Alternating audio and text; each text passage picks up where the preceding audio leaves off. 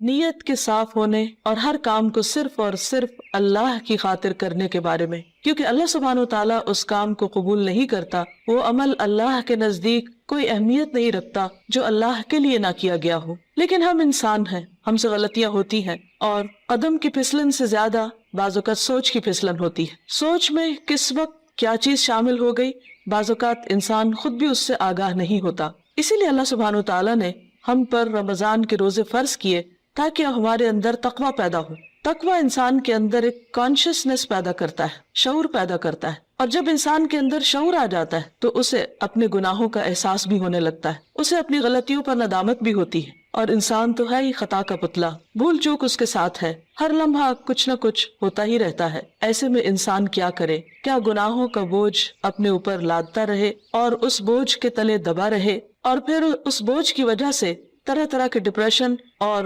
غم اور دکھ کا شکار رہے؟ نہیں، اللہ رب العزت واسع المغفرہ ہے، غفور الرحیم ہے، وہ اپنے بندوں کے گناہوں کو معاف کرتا ہے۔ رمضان کا مہینہ اس اعتبار سے ایک بہترین موقع ہے کہ ہم سب اپنے رب کی طرف رجوع کریں، انفرادی طور پر بھی اور اجتماعی طور پر بھی، اور اپنے گناہوں کی معافی مانگے۔ اللہ تعالیٰ کا وعدہ ہے کہ جو شخص سچے دل سے گناہوں کی معافی مانگے گا، اللہ تعالیٰ اس کو ضرور معاف کر دے گا، اور اللہ تعالیٰ کو معاف کرنے میں کچھ مشکل نہیں۔ قرآن مجید میں اللہ تعالیٰ فرماتے ہیں، قُلْ يَا عِبَادِيَ الَّذِينَ أَسْرَفُوا عَلَىٰ أَنفُسِهِمْ لَا تَقْنَطُوا مِن رَحْمَةِ اللَّهِ إِنَّ اللَّهَ يَغْفِرُ الذُّنُوبَ جَمِيعًا۔ آپ کہہ دیجئے کہ اے میرے بندو جنہوں نے اپنی جانوں پر زیادتی کی ہے، جنہوں نے خود پر ظلم کیا ہے، لا تقنطوا من رحمت اللہ، اللہ کی رحمت سے مایوس نہ ہو جاؤ، بے شک اللہ سارے گناہ معاف کر سکتا ہے۔ اللہ تعالیٰ کے لیے کچھ بھی مشکل نہیں۔ ضرورت اس بات کی ہے کہ بندہ سچے دل کے ساتھ،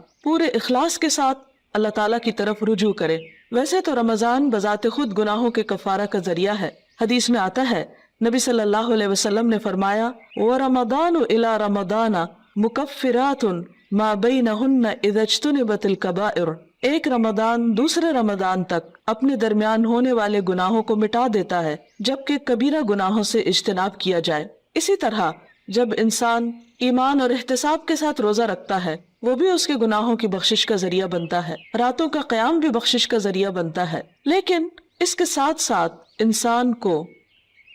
پورے شعور کے ساتھ، پورے احساس کے ساتھ خود اللہ کی طرف رجوع کرنا چاہیے اور اپنے گناہوں کی معافی مانگنی چاہیے، خصوصاً کبیرہ گناہ، ان کے لیے معافی مانگنا ضروری ہے۔ اللہ تعالیٰ سے توبہ کرنے کا ایک طریقہ بھی بتایا گیا، اور وہ یہ کہ انسان اپنے گناہوں پر نادم ہو، شرمندہ ہو، ان کا اعتراف کرے، ان کو مانے، اور پھر آئندہ نہ کرنے کا وعدہ کرے، اور پھر اپنی زندگی کی اصلاح کر لے۔ انسان کی انسانیت اسی میں ہے کہ وہ اللہ تعالیٰ کی طرف رجوع کر لے اور گناہوں کا اعتراف کرے۔ انسان اور شیطان میں یہی فرق ہے۔ شیطان نے جب انسان کو یعنی آدم علیہ السلام کو سجدہ کرنے سے انکار کیا تو اس کے بعد جب اس سے پوچھا گیا کہ ما منعک الا تسجد اذ امرتک، اللہ تعالیٰ نے فرمایا کہ تمہیں کس چیز نے روکا تھا کہ تم سجدہ کرتے جبکہ میں نے تمہیں حکم دیا تھا، تو اس پر بجائے اس کے کہ وہ نادم ہوتا، اپنی غلطی کا اعتراف کرتا، وہ اکڑ گیا اور اللہ سبحانہ و تعالیٰ کو بلیم کرنے لگا۔ اس کے برعکس آدم علیہ السلام سے جب خطا ہوئی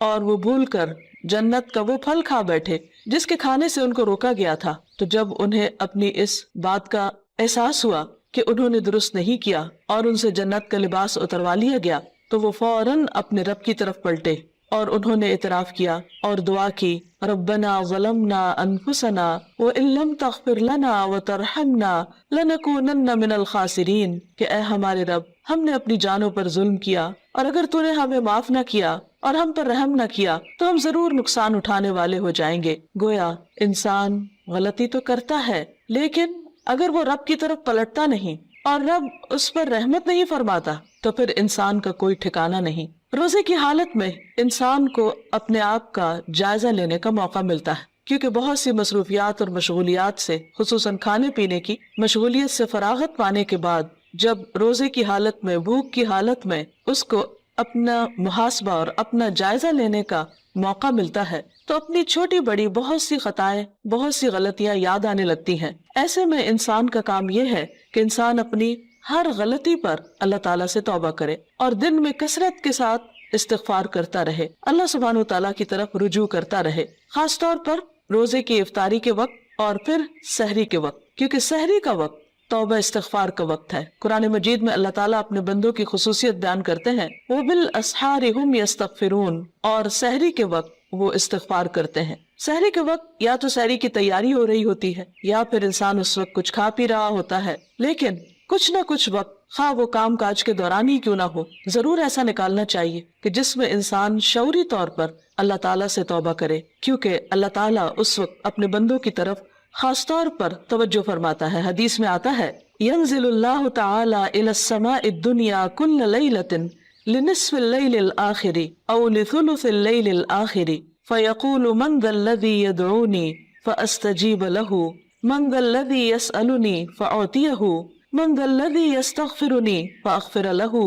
حتى يطلع الفجر۔ اللہ تعالیٰ ہر رات کو آدھی رات یا ایک تہائی رات کے آخری حصے میں آسمان دنیا پر نزول فرماتے ہیں اور ارشاد فرماتے ہیں کہ کون ہے جو مجھ سے دعا مانگے اور میں اس کی دعا قبول کروں، کوئی ہے جو مجھ سے سوال کرے کہ میں اسے عطا کروں، کون ہے جو مجھ سے استغفار طلب کرے اور میں اسے بخش دوں، یہاں تک کہ فجر طلوع ہو جاتی ہے۔ یعنی اس وقت خاص طور پر اللہ تعالیٰ اپنے بندے کی طرف متوجہ ہو کر اس کو پکارتا ہے کہ تم غلطی کرنے کے بعد میری طرف لوٹ آؤ۔ رمضان ایک مبارک موقع ہے کہ جس میں انسان سحری کے وقت اٹھ ہی جاتا ہے، تو اس وقت اللہ سبحانہ وتعالیٰ کی اس پکار پر لبیک کہتے ہوئے اپنے گناہوں کی معافی مانگنی چاہیے اور اس کی طرف رجوع کرنا چاہیے، کیونکہ وَمَن يَغْفِرُ الذُّنُوبَ إِلَّا اللَّهُ، کون ہے جو گناہوں کی بخشش کرے سوائے اللہ کے۔ ہم میں سے کون ہے جو یہ دعویٰ کرے کہ اس سے کبھی کوئی غلطی نہیں ہوئی یا اس نے کوئی گناہ نہیں کیا؟ ہم سب خطا کار انسان ہیں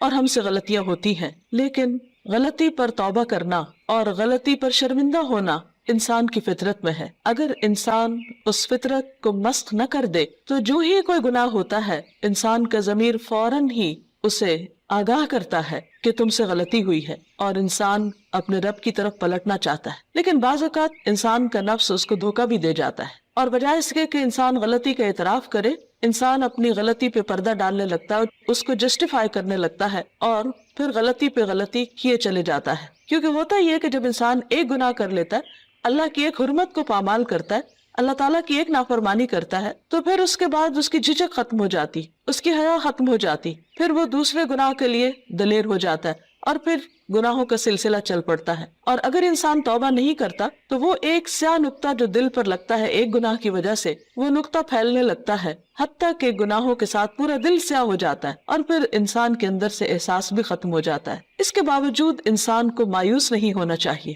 جب تک انسان کی جان ہے، انسان کی سانس کا سلسلہ چل رہا ہے، اس کے لیے معافی کا دروازہ کھلا ہوا ہے۔ حدیث میں آتا ہے کہ ان اللہ یقبل توبۃ العبد ما لم یغرغر، اللہ تعالیٰ بندے کی توبہ قبول کرتا ہے جب تک کہ اس کے سانس اکھڑنے نہ لگے، یعنی دنیا سے رخصت نہ ہونے لگے، فوت نہ ہونے لگے۔ تو گویا ابھی اللہ تعالیٰ نے ہمیں جو زندگی اور یہ موقع دیا ہے، اس میں ہم واپس پلٹ آئیں، رجوع کر لیں، اللہ تعالیٰ کو راضی کر لیں اور کبیرہ اور صغیرہ دونوں طرح کے گناہوں سے معافی مانگیں۔ صغیرہ گناہوں کے کفارے کے لیے تو نماز، روزہ، حج، زکوٰۃ اور دیگر نیکیاں، امر بالمعروف، نہی عن المنکر، یہ چیزیں انسان کے لیے کفارہ بن جاتی ہیں، لیکن خصوصاً کبیرہ گناہوں کے لیے خاص طور پر معافی مانگنا ضروری ہے۔ مثلا کبیرہ گناہ کیا ہے؟ مثلاً اللہ سبحانہ تعالیٰ کے ساتھ شرک کرنا اور اس کے بعد والدین کی نافرمانی، والدین کو ناراض کرنا، ان کا دل دکھانا، ان کو پریشان کرنا، ان کی بات نہ ماننا۔ اللہ سبحانہ تعالیٰ نے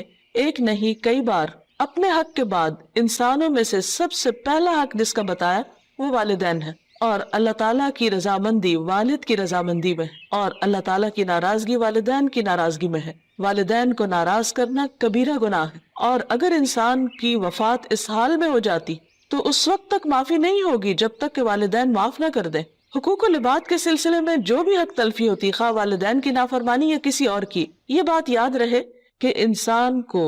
اس وقت صرف اللہ تعالیٰ سے ہی نہیں، بندوں سے بھی معافی مانگنی ہوگی، یعنی بندوں کو بھی راضی کرنا ہوگا۔ والدین کے بعد باقی رشتہ دار، دوست احباب اور انسانوں میں سے کسی انسان پر بھی اگر کوئی ظلم یا زیادتی ہوئی ہو تو اس کے لیے توبہ استغفار اور اس کے ساتھ ساتھ اس بندے سے معافی مانگنا بھی ضروری ہے۔ اسی طرح زبان کے بہت سے گناہ کبیرہ گناہ ہیں، مثلا جھوٹ بولنا۔ اسی طرح غیبت، اور غیبت کیا ہے؟ کسی مسلمان بھائی کی پیٹھ پیچھے اس کی برائی کرنا، کسی پہ جھوٹا الزام لگانا، کسی کو تانا دینا، کسی کے بارے میں بدگمانی کرنا، کسی کا مذاق اڑانا، نقلیں اتارنا، یہ سب دوسروں کا دل توڑنے والی باتیں، یہ تہذیب کے دائرے سے نکلی ہوئی حرکتیں، اور ہمارا دین ان چیزوں کی قطعاً ہمیں اجازت نہیں دیتا۔ کسی کے ساتھ اختلاف کا ہو جانا، کسی کی بات کو ناپسند کرنا، یہ ہر انسان کا حق ہے، لیکن یہ سب کچھ دلیل کی بنا پر ہونا چاہیے، محض جذبات کی بنا پر نہیں، کہ ہم اگر کسی سے اختلاف کرتے ہیں تو پھر ہم اپنے لیے اس بات کو جائز کر لیں کہ جیسے